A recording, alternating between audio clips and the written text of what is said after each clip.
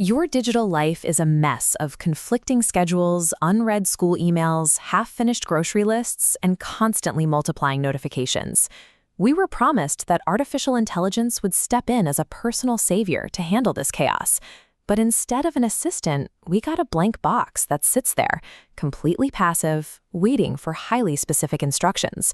To get any actual value out of these tools, you have to invent the perfect prompt. Then you have to constantly steer the outlet, check for errors, nudge stalled work, and answer literal-minded interruptions for approval. You don't have less work.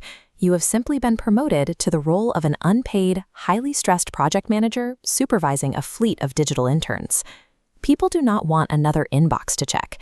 They want the software to notice the friction in their day and resolve it quietly. A true proactive assistant notices your flight got delayed and secures you a seat on the later plane, entirely in the background, before the airline even sends you a notification. Between your emerging problem on the left and the software's action point on the right lies a massive barrier, the anticipation gap. Current tools are stranded on the right.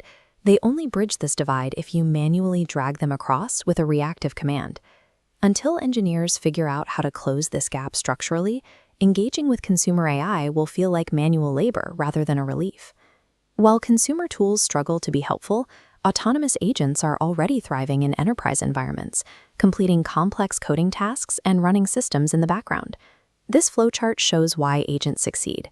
Software development is a clean, bounded environment. The code compiles or breaks, the logic is objective, but real life shatters into a chaotic web of conflicting behaviors. We operate on subjective preferences changing by the hour. Imagine telling an agent you want to get in shape for a trip to Hawaii. A highly literal AI might assume you are intensely driven and automatically book 5 punishing, high-intensity workouts on your calendar. It completely misses the nuance that you just saw a nice beach on TikTok and are only halfway serious about exercising.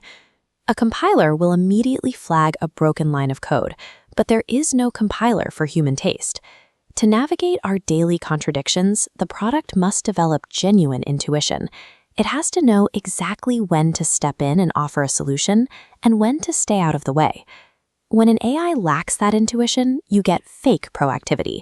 An eager bot will read messy, outdated calendar data and start interrupting your day with urgent nudges about meetings you canceled 3 years ago. Developers rely on a ladder of trust.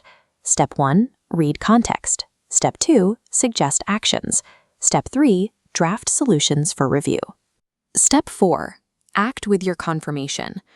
Crossing the final boundary into full autonomy, spending money without asking, is highly dangerous territory. Consumers are fiercely risk avoidant.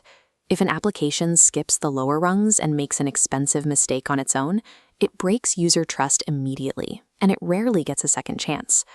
Right now, a truly invisible, proactive consumer AI does not exist in the open market.